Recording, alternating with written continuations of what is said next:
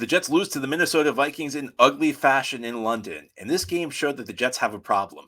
Believe it or not, that problem is Aaron Rodgers. Let's discuss today on Lockon Jets.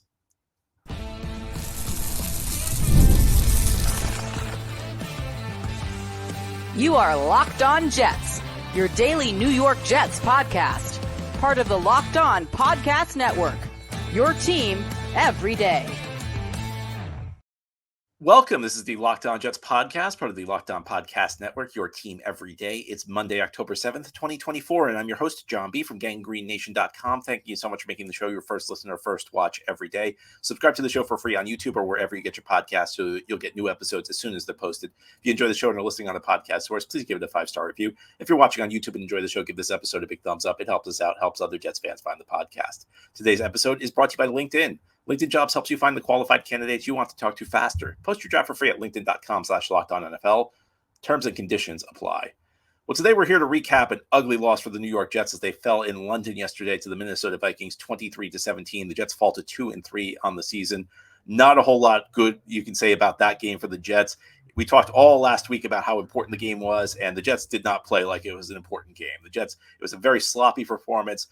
A performance where the Jets squandered many opportunities. Really, again, not many good things you can come away from this game. A lot of bad things, though. A lot of bad takeaways. And I think at the top of that list is the quarterback. This was a horrible game by Aaron Rodgers. I think if we're listing reasons the Jets lost, Rodgers would be at the top of any list. You know, if he's not number one, then he's up there. This was one of the worst games of Aaron Rodgers' career. The stat line was ugly, 29 of 54, only 244 yards, 2 touchdowns, 3 interceptions, just a brutal performance by Rodgers. And I think more than the fact it was such an ugly performance by Rodgers, what's disturbing are the longer-term takeaways, because I think this game showed that the Jets have some issues with their quarterback, and these are not issues likely to be resolved, and these are issues that are quite likely to hold this team back this season. Now, there are some things that I don't expect to repeat. I don't think Rodgers is going to continue to be an interception machine because he hasn't been this year. He entered this game with 1 interception in his first 4. He throws 3 in this one. I don't think he's going to throw a lot of 3 interception. I don't think he's going to have a lot of 3 interception games. I don't think he's going to have a lot of 2 interception games. In fact, I'm not even sure how many 1 interception games he's going to have. The first interception came on a play where he was absolutely fooled by Brian Flores. He was not expecting a linebacker to drop into coverage. It was a linebacker who was kind of mugging the line of scrimmage who dropped, who he wasn't expecting. He was trying to throw hot, and the linebacker jumped the route. That's not likely, and that turned into a pick 6. It turned into a pretty big play. That's not likely to repeat itself. Rodgers is not going to get fooled like that frequently. Brian Flores, Vikings defensive coordinator, we may remember it from his days with the Dolphins or even the Patriots. One of the smartest, most creative coordinators in the league. Fools a lot of quarterbacks. He got Rodgers once. That's not going to happen a whole lot. I don't think you're going to see Rodgers try and force the ball the way he did to Allen Lazard on the second one a whole lot, and there was some very inaccurate throws. I also think the chemistry is going to improve for this between the quarterback and his receivers as the season moves forward. In fact, I thought in the second half of this game, Rodgers and Garrett Wilson started to click a little bit. There were some communication issues, though. It looked like on the final drive there were a couple communication errors. It may have been on the throw Rodgers missed to Garrett Wilson, the interception to Mike Williams. It felt like maybe there was a little miscommunication there. That'll improve. These are not things I'm worried about. I think there are some bigger picture things, though, you have to be worried about with Rodgers. And it's kind of like it kind of ties in with the offensive line play, because the offensive line was dreadful in this game. Another 3 sacks, another 10 hits, just like last week against Denver. And one thing I've started to notice in the last couple of weeks, and we've talked a lot in the early season about how Rodgers gets the ball out quickly. And we've talked a lot about how, he's not throwing the ball as deep down the field as he did during his Green Bay days. But this is starting to become an issue for the Jets from the standpoint that if you're watching Rodgers, you can see that he's just like he's very skittish about being hit right now. And there were a couple times, and I saw this also last week against Denver. I saw it again this week where the first hint of pressure, he's just dumping the ball off. He's getting rid of it. He just getting the ball to whoever he can, so he avoids a hit. And we've talked about this a lot on the show about, even when he's throwing the ball down the field, frequently he's making that decision very early. And look, you understand why he doesn't want to get hit. And Kurt Warner, who is the analyst in this game on TV for NFL Network, he mentioned he spoke with Rodgers, and Rodgers acknowledged that At 40 years old, his body does not recover from game to game as quickly as it used to. So the more hits you take, the tougher it's going to be to recover going forward. So he's just trying to avoid hits. And, with the way the Jets offensive line's playing, that's a very difficult thing to do. So to avoid hits, he's got to dump the ball off, but not taking deep shots, not trying to throw the ball down the field, not hanging in the pocket. That limits what the Jets offense can do. It limits their ability to make big plays. This Jets offense is not a big play offense. And if they can't get big plays through the passing game, and look, they don't really have a pure speed guy at the receiver position who can break open, deep early. So it means the quarterback's going to have to stand in the pocket and deliver the ball. And Rodgers doesn't want to do that right now. If Rodgers won't do that, then the big plays fall to Breece Hall. And I think if you're watching the Jets, you know that that's not a good thing because Breece Hall has been awful this year. I love Breece Hall, but Breece Hall is not a productive runner. And look, a lot of it has to do with the fact the Jets can't run block right now. That's a huge problem. But Breece, Jets couldn't run block last year. Breece was breaking big runs. So there's very little big playability in this offense right now. That really limits what you can do because now you're depending on, a 10, 15 play drive. And as good as Rodgers has been in the past, and look, he's clearly declining right now. But even in the past, I mean, there's only so many times you can execute 10 to 15 play, 10, 11, 12 plays. It's just not going to work. I don't think it's an accident that all three Jets scored 17 points in this game, 2 touchdowns, 1 field goal. All 3 Jets scoring drives were aided by something that didn't have by some other unit. The first scoring drive the Jets had in this game, that was aided by a Xavier Gipson big punt return where the Jets defense helped pin the Vikings deep. They forced a punt. And they got it away. Jets and then Gibson broke a run and on a return and got the Jets in the scoring race. It was a short field for them. The second Jets scoring drive, it was helped out by a penalty. The Jets were actually stopped. The Jets were punting deep in their own territory, and then the Vikings got flagged for a roughing the kicker penalty, which not only extended the drive that it stopped, but it gave the Jets 15 extra yards. The third Jets scoring drive, set up by a Brandon Echols interception, again, a short field. So this offense can't really do anything on its own right now. And part of the issue is that, Rodgers is not wrong that he can't take these hits. He's the last 2 games, he's taking a ton of hits and his body's not holding up. Both games he's left injured. He was limping off the field last week against Denver. And this week, he acknowledged in the post-game press conference that he's got an ankle injury. So I'm not worried about Rodgers from the standpoint that I think he's going to play like this often. I think he's going to have excellent games. I think the Jets will win games with him. I think that, there may be even stretches where he plays really, really well back-to-back weeks, maybe 3 weeks in a row, maybe even 4 weeks. I don't know if he's going to hold up, though, because he can't take the 2 games where he's taken a lot of hits, he hasn't left the game healthy. And we're only 5 games in. He has not even taken the majority of the hits he's going to take this season. It feels like this body's not going to hold up. And to avoid, to try and mitigate the hits, what he's doing is he's pretty much limiting the offense's ability to make big plays. There are things that theoretically could be fixed. Could the offensive line mesh? Yeah, possibly. Could the chemistry between Rodgers and Wilson improve? It did during the game. We saw it. Garrett Wilson had his first 100-yard game. Mike Williams, Rodgers get on the same page with Mike Williams? Possibly. Could the defense find solutions? It's possible. These are all things that are possible. But when I look at what's going to limit this team going forward, I don't know how you can look at the first 5 weeks and say that there's a great solution for the quarterback situation. Because even if Rodgers can play a big game or 2, it doesn't feel like he's going to hold up. And the best way to get him to hold up really, really limits the offense. And Rodgers might be a first ballot Hall of Famer, but if he's going to play like that, if he's going to play that style, he's not going to play like a first ballot Hall of Famer. The first ballot Hall of Fame status will be all due to what he did in Green Bay, not with the Jets. I think the Jets have an enormous problem right now at the quarterback position. And I think it's the type of thing that really makes me recalibrate my expectations for the team this year. Now, head here on the Locked On Jets podcast, we'll talk about some other things that make me recalibrate my expectations for the team this year. Because this team came in with a lot of hype this season. Jets told us about how great they were going to be. This team doesn't look so good right now. And it goes beyond the quarterback. And it goes beyond, the caliber of opposition they played. The Vikings may be a good team on paper. They did not play a very good game yesterday. And the Jets still found a way to lose. Let's discuss all that as we continue here on this Monday edition of Locked On Jets. Today's episode of Locked On Jets is brought to you by LinkedIn. When you're hiring for your small business, you want to find quality professionals that are right for the role. And that's why you got to check out LinkedIn Jobs. LinkedIn Jobs has the tools to help you find the right professionals for your team faster and for free. I'll tell you, if this Jets season keeps going this way, the Jets might want to use LinkedIn Jobs to find some new coaches because these coaches are just doing a dreadful job. Well, whether you're the Jets and looking for a new coach or whether you're running your small business and looking for new employees, you should know that LinkedIn is not just a job board. LinkedIn helps you find professionals that you can't find anywhere else, even those who are not actively searching for a new job but might be open to a perfect role. In a given month, over 70% of LinkedIn users don't visit other leading job sites. So if you're not looking on LinkedIn, you're looking in the wrong place. And on LinkedIn, 86% of small businesses get a qualified candidate within 24 hours. Hire professionals like a professional on LinkedIn. And LinkedIn knows that small businesses are wearing so many hats and may not have the time or resources to hire. So LinkedIn is constantly finding new ways to make the process easier. They even just launched a feature that helps you write job descriptions, making the process even easier and quicker. That's why 2.5 million small businesses use LinkedIn for hiring.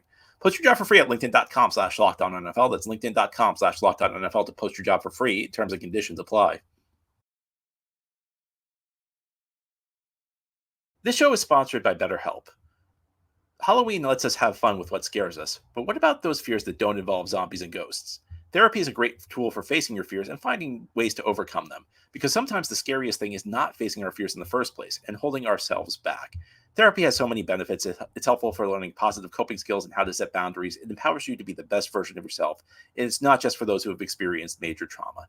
If you're thinking of starting therapy, give BetterHelp a try. It's entirely online, designed to be convenient, flexible, and suited to your schedule. Just fill out a brief questionnaire to get matched with a licensed therapist and switch therapists at any time for no additional charge. Overcome your fears with BetterHelp. Visit betterhelp.com/lockedon today to get 10% off your first month. That's BetterHelp, HELP.com/lockedon.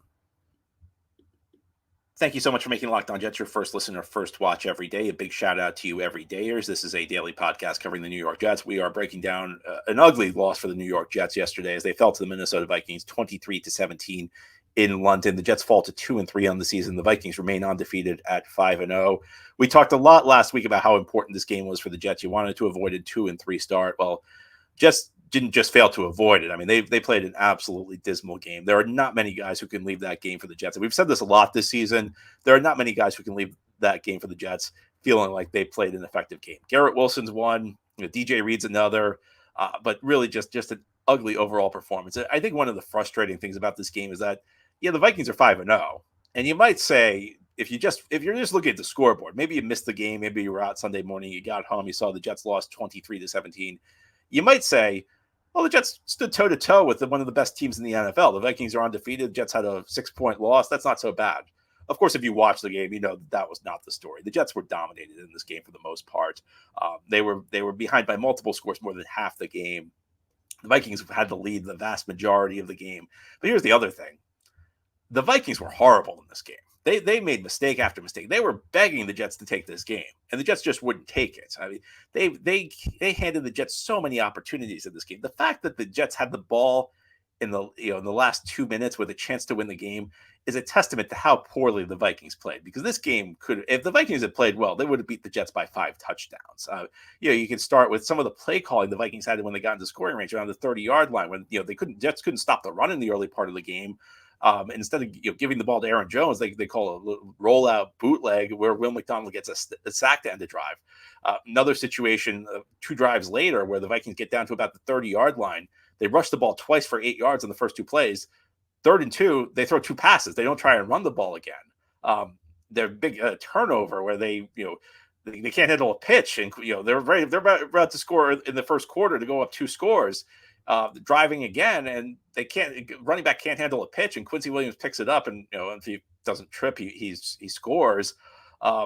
Just mistake after mistake after mistake. You get to the second half, they commit that penalty, the penalty we talked about, the roughing the kicker that extends the drive, the interception by Brandon Echols. Look, a great play by Echols, but a horrible decision by Sam Darnold, and a very shaky play call, a lot of shaky situational play calling by Minnesota in this game that handed the Jets opportunities. Darnold did not play well in the second. Now, Jets defense had something to do with that, but the bottom line is that the Vikings played a lousy game and still won. And that's very frustrating. And I think at some point you just have to say, you know what? This Jets roster that was so hyped by the national media and so hyped by the Jets themselves, it's just not as good as they make it out to be. The offensive line, look, Rodgers was bad in this game, but the offensive line was not helping. Again, 3 sacks, 10 hits. This offensive line was. How many times have we said that during the offseason? Wow, look at these moves Joe Douglas made. When are these moves ever going to work? And that's one of the things this year where I was trying to be a little cautious because we've heard over and over from the national media about how great how great of a job Joe Douglas did with the offensive line. Well, again, you have an offensive line that looks like a failure. John Simpson was a disaster in this game. AVT, I thought, had a rough game. Just a really ugly offensive line performance. Alan Lazard, I mean, geez, can we stop with the hype with Alan Lazard? Alan Lazard is what he is. He's a guy who, when you have a quarterback like Aaron Rodgers, even a declining quarterback like Aaron Rodgers, Aaron Rodgers can still make occasionally the splash play. And occasionally Lazard will be on the receiving end of that as Rodgers, hit Lazard for the touchdown late in the first half. That doesn't make Lazard a good player. 3 times the ball hit him in the hands in this game and fell to the ground incomplete. And all 3 of them were really important plays. We can talk about the ball he didn't come up with in the first half, right before the Rodgers pick 6. If he catches that ball, Jets are maybe in a different spot on the field. The ball he didn't catch in the end zone led to a field goal. Great throw by Rodgers. Ball on the last drive he doesn't come down with. Lazard hurting the team. The run game, Jets can't run the ball at all. Again, that goes back to the run blocking, but Breece Hall just doesn't look like the same guy this year. I said this earlier, Jets couldn't run block last year. Breece Hall was still breaking big runs. It's just not happening this year. The defense came to play in the second half. Now, part of me wonders, were the Vikings maybe pulling things back on offense? Were the Vikings maybe scaling back their offense to try and avoid mistakes because they didn't think the Jets could move the ball? Well, I'd say no, because Darnold threw that interception. The other thing was the Jets actually controlled the trenches in the second half of this game on the defensive side of the ball. Like, the defensive line came to play. Michael Clemens, I thought, had a big second half. But the defense did not play well in the first half.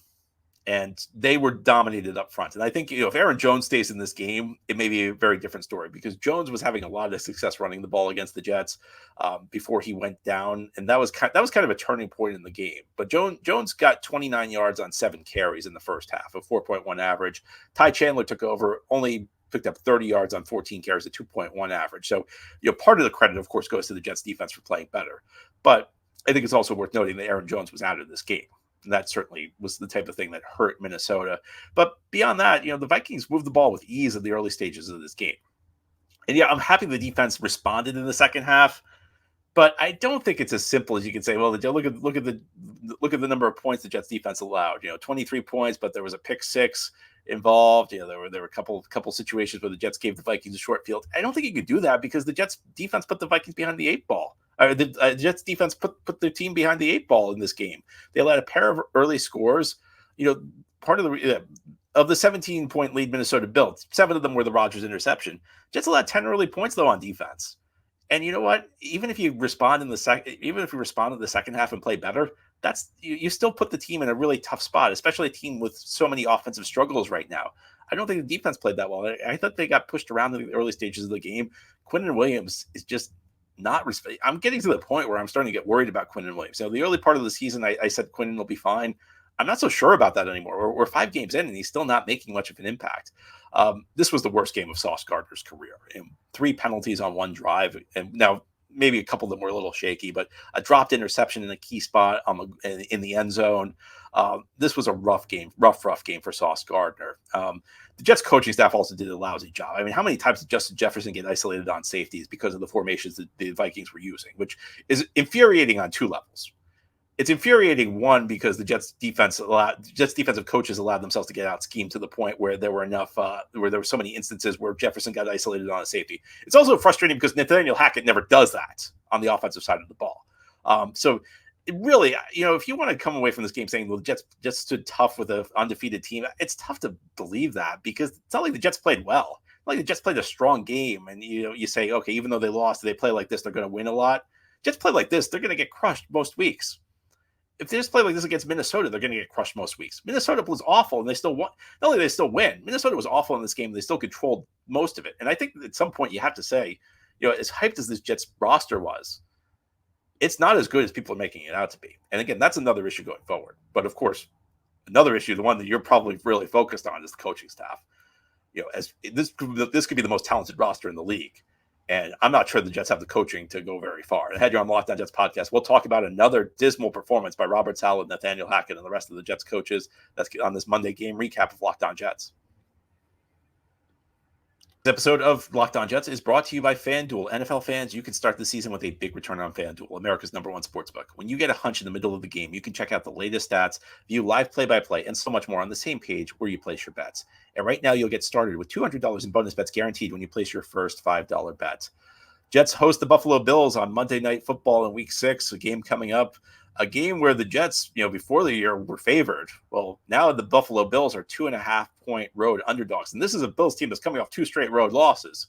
It tells you a lot about what the lines think about the Jets, because right now the Jets are 2.5-point home underdogs to the Buffalo Bills on Monday Night Football. Maybe you think they'll win, though. A $5 bet on FanDuel will get you $200 in bonus bets guaranteed, or maybe you think they'll lose, and to cheer yourself up, you vote for Buffalo. I won't tell if you vote against if you bet against the Jets. Either way, go to FanDuel.com, America's #1 sportsbook. Again, it's FanDuel.com. This is the Lockon Jets podcast here on this Monday. We are breaking down what can only be described as an ugly loss by the New York Jets, a game that was very important heading in. A game where you were hoping maybe the Jets would respond after a dismal performance against Denver. Sometimes the best thing for a team is just getting away from home, because especially in New York, the fan base was very angry this week. They may have been in front of a restless crowd. The New York fans are known to boo when things get bad.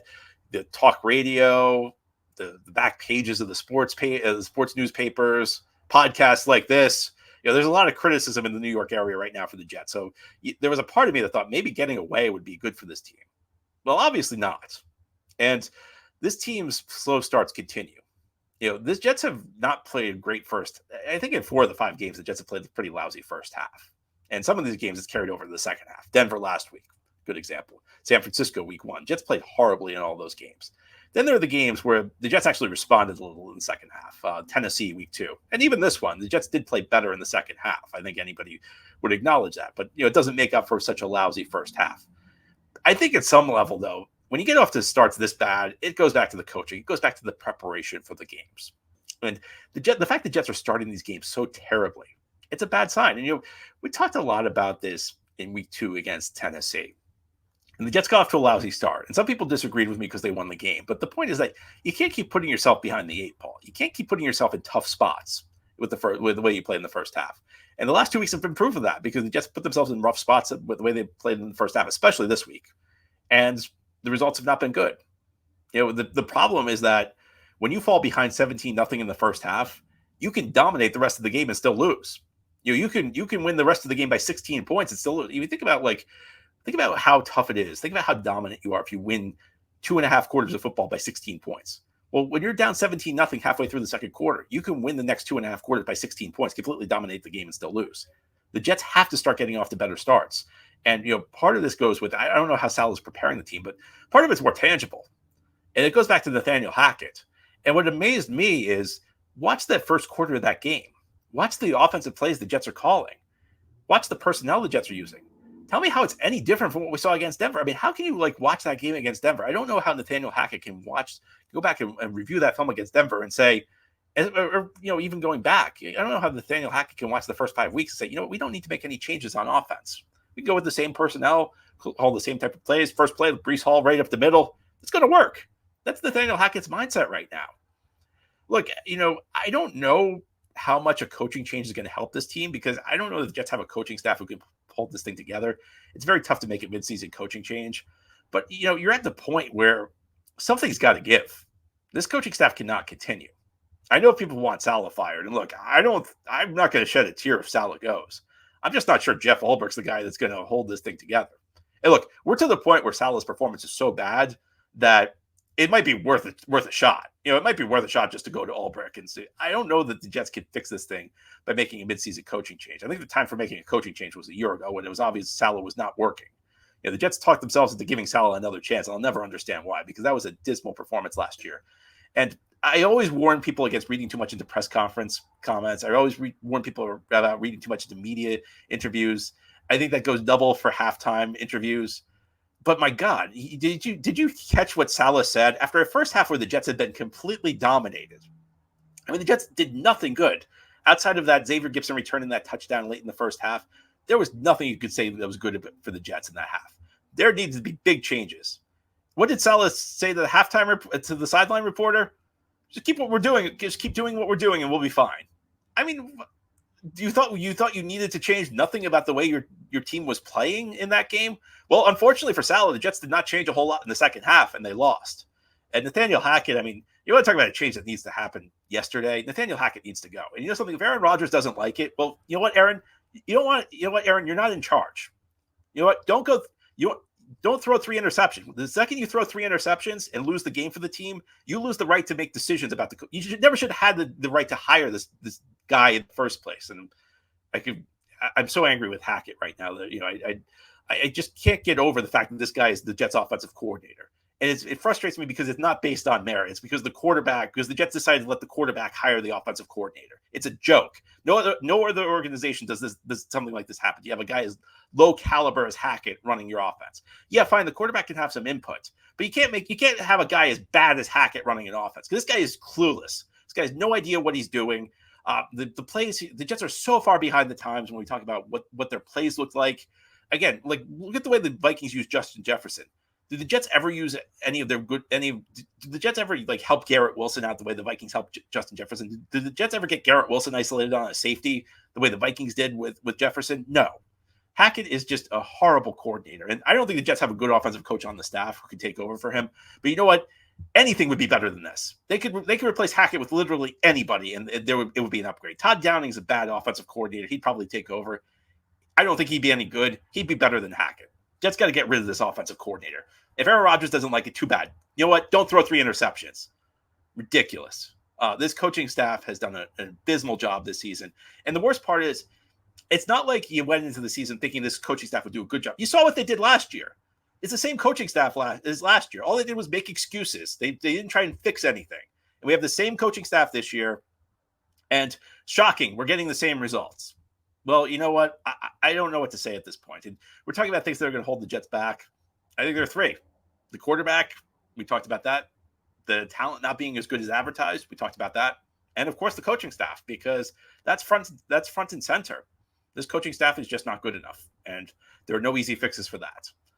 Anyway, sorry to end on such a sour note, but that's all for today. This has been the Lockon Jets podcast, part of the Lockon Podcast Network. Your team every day is our motto. If you enjoy the show, hit the subscribe button where you're watching or listening so that you'll never miss an episode. If you enjoy the show and are listening on a podcast source, please give it a 5-star review. And if you're watching on YouTube and enjoy the show, give this episode a big thumbs up. Have a good Monday. Try and not think of the Jets today, but tomorrow when you think of the Jets, tune in because we'll have a new episode. Talk to you then.